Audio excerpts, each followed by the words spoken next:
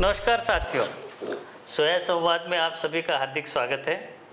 साथियों, आज हम प्रगतिशील किसानों की कड़ी में बात करेंगे जिला देवास ग्राम भाटोनी परमार के प्रगतिशील किसान, युवा किसान योगेंद्र पवार जी से। सर, आपका स्वागत है। धन्यवाद। साथियों, पवार जी के बारे में मैं आपको बता दूं कि बहुत अच्छी सोयाबीन की खेती करते हैं। कई सारी किस्मों से इन्होंने सोयाबीन की खेती में अपनी पहचान बनाई है। मुझे जहाँ तक याद है NRC 7 बहुत अच्छी आप बिल्कुल उसका उत्पादन बहुत अच्छी लेते थे। 35 कुंटल तक लिया है। 35 क्विंटल तक लिया है। मैं आपसे ये जानना चाहूँगा और हमारे दर्शक जानना चाहेंगे कि अब आपके पास आप कौन कौन सी किस्मों की खेती करते हैं। इस साल कौन सी किस्म लगाई है आपने? डॉक्टर साहब, एक 2172 लगा रखा है जी, JS 2172 जी। हाँ, और RVS 1135 है डॉक्टर साहब जी। और NRC का 142 लास्ट ईयर जो हम लोगों को यहाँ से मिला था, उसको मल्टीप्लाई करके वो भी है। RVS 2024 है।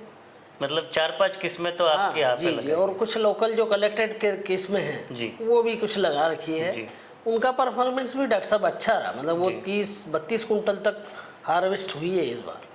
ये जो आपने 3-4 किस्मों की जो बात करी जी, उसमें कृपया बताएं कि सबसे ज़्यादा उत्पादन किस किस्म के मिलने की संभावना है आपको? डॉक्टर साहब, इस बार तो ऐसा लगता है कि 1135 से ज़्यादा 2000 RVSM 1135 का अच्छा जी रहेगा। डॉक्टर साहब।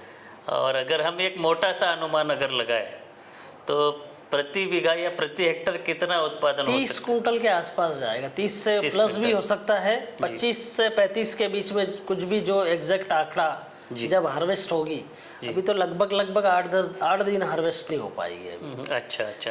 मतलब ये जो किस्म लेते हैं 110 दिन के आसपास कितने लेगी आपके यहाँ पे बोनी? अभी तो डॉक्टर साहब 108 दिन की हो चुकी है। अच्छा, मतलब और ऐसा लगता है कि वो लगभग 115 से 20 दिन पे जाएगी। ये किस कारण हो रहा है? क्योंकि इस साल लगातार बारिश गिरने के कारण पकने की अवधि बढ़ गई है कि नेचुरली इतनी है? क्योंकि ये कहते हैं कि 105-106 दिन की मैच्योरिटी तो आ गई डॉक्टर साहब। हाँ। पर वो जमीन में नमी ज्यादा होने के कारण मतलब ऐसी स्थिति बन रही कि वो हार्वेस्ट भी नहीं कर पा रहे हैं उसको। और थोड़ा सा ड्यूरेशन उसके कारण भी बढ़ा है। मतलब लगभग इस बार 95-100 दिन के आसपास हार्वेस्ट हुई है। भले ही उसको कहे कि 85 दिन में पक जाती है, लेकिन 100 दिन मतलब यूं मैच्योरिटी फ्लावरिंग ये तो बिल्कुल उनका 35-40 डेज में आ गया था फ्लावरिंग। जी। पर ये बस मैच्योरिटी में बहुत टाइम लिया उन्होंने। मतलब इस वेराइटी क्या सभी लगभग कोई भी वेराइटी केवल मतलब कुछ एरिया है मेरा 2-3 हेक्टर का 20-24 का वही हार्वेस्ट हो पाया है और सब अभी सोयाबीन पूरा खड़ा है। तो RVSM के आपके हिसाब से 1 हेक्टर में कितने निकलेगी आपने बताया? मतलब 25 से 35 के बीच में कुछ भी मतलब एग्जैक्ट आंकड़ा तो जब हार्वेस्ट होगी उसी टाइम पे कैलकुलेट। ये तो हो गई पवार साहब की बात। अब मैं आपसे यह जानना चाहूँगा कि आपके गांव में और कितने किसान हैं कि वो इतना उत्पादन लेते हैं, या बाकी जो औसत किसान हैं उनको अधिकतम कितना उत्पादन मिलता है? डॉक्टर साहब, ये 20 कुंटल 25 क्योंकि उत्पादन ही है ना, किसान के ऊपर डिपेंड रहता है। एक ही वैरायटी है, एक ही खेत है, पड़ोस वाला खेत, एक ही जमीन एक प्रकार की है, लेकिन इस किसान का उत्पादन ज़्यादा होता है, इसको कम होता है, तो किसान के ऊपर भी बहुत सारा निर्भर करते हैं। वो तो आप किसान की जागरूकता के ऊपर ज़्यादा डिपेंड करता है। हम लोगों की थोड़ी क्या उत्सुकता ज़्यादा रहती है, आप लोगों का सहयोग रहता है। जो भी कुछ होता है तो हम आप लोगों से डिस्कस करके उसका मतलब जो समस्या आ रही है उसका निदान निकाल लेते हैं। अब वो क्या है कि हर किसान ये मतलब इस तरह की सोच होती नहीं है उनकी, या वो उनकी कनेक्टिविटी इतनी अच्छी नहीं है, वो ये सब चीज़ें इतना अच्छे तरीके से नहीं कर पाते। मतलब अगर हम औसत बात करें, देखिए बात यह है कि पूरे देश का जो औसत उत्पादन सोयाबीन का, एक बोलते हैं कि 900 से लेके 1100 किलो प्रति हेक्टर का बोलते हैं, 1 टन मान लेते हैं। लेकिन आपके जैसे कई किसान, आप एक हो गया, और भी कई सारे किसान हम जानते हैं कि 3 टन के आसपास लेते हैं जी। या उसका एक समय तो ऐसे आया था आपके यहाँ पे, आपने बताया कि 35 क्विंटल तक लिया है। हमारे जो धार जिले के कुछ किसान NRC 7 का अगर वो 40 कुंटल तक लिया है। वने सिंह जी साहब ने तो बताते हैं कि 40 कुंटल तक लिया है।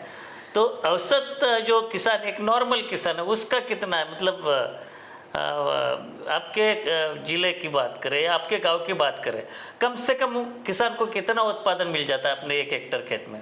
15 कुंटल के आसपास आता है। मतलब वो खास करके कुछ मतलब परिस्थितियां ऐसी होती है कि लास्ट ईयर जैसे बीच में 1 महीने पानी नहीं गिरा तो उसके कारण बहुत हाँ, मतलब बहुत मैं नुकसान वही हो जानना चाहता था कि ऐसे ये दोनों दो एक प्रकार के किसान, एक आप जैसे किसान है और एक जो नॉर्मल किसान है, उसमें इतनी जो गैप है वो क्यों है, उसके कारण क्या हो सकते हैं?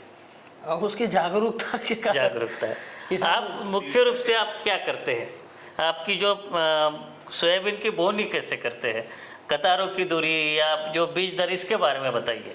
कतारों से कतारों की दूरी तो डॉक्टर साहब हम पहले 18 इंच में किया तो थोड़ा 2 साल से हमको ये समस्या है कि घास होने लगी बीच जी, में। तो जी। फिर हमने उसको चेंज करके टायर वाला जो हिस्सा है, जी, मतलब वो उसमें 18 इंच और बीच के 14 इंच। अच्छा अच्छा। तो वो क्या है, बाद में जो जब अगर बरसात, ये पिछली बरसात होती रहती है तो ज़्यादा डिस्टेंस वाली फसलों में ये होता है कि घास बाद में आ जाती है। जी। तो फिर हमने उसका निदान निकाल के, पहले भी ये इसी तरह से करते थे, वो किया मतलब। और बीज दर जो होती है डॉक्टर साहब, लगभग हम मतलब वेराइटी के कैरेक्टर के ऊपर वैरायटी के डिपेंड अनुसार, करता है, जी, दाने की जो साइज है उस हिसाब से। और जर्मिनेशन टेस्ट करके ये देखते हैं कि ये जब हमारे पास जो बीज उपलब्ध है उसका जर्मिनेशन कितना आ रहा है। जर्मिन आपने जो बताया कि बीज अंकुरण करते हैं, उसके साथ में क्या बीज प्रक्रिया यानी सीड ट्रीटमेंट भी करते हैं? हाँ, बिना किससे ये हम जेलोरा से करते हैं और जेलोरा इमिडाक्लोप्रिड दोनों से। मतलब FIR जो फार्मूला है जी, उसको बिल्कुल, आप फॉलो बिल्कुल। करते हैं। बिल्कुल, ये बहुत अच्छी बात हमारे पवार साहब ने बताया कि जो फफूंदनाशक से है या कीटनाशक से है, दोनों से पहले उपचारित करने के बाद में राइजोबियम या PSB कल्चर से ये बीज का एक टीकाकरण करते हैं। क्या आपके हिसाब से जो अंधाधुंध दवाइयों का प्रयोग हो रहा है, क्या वो जरूरी है? नहीं डॉक्टर साहब, ऐसी कोई ज़रूरत तो नहीं पड़ती। हम लोग तो 2 या 3 स्प्रे में सोयाबीन पका लेते हैं जी। मतलब उससे ज़्यादा स्प्रे नहीं करते। और उसके पक्ष में भी नहीं है, क्योंकि अगर आप ज़्यादा स्प्रे करते हैं तो खर्च भी बढ़ेगा जी। और उसका कोई मतलब आपको, मेरे को नहीं लगता कि उसका कोई स्पेशल कुछ फ़ायदा दिखे।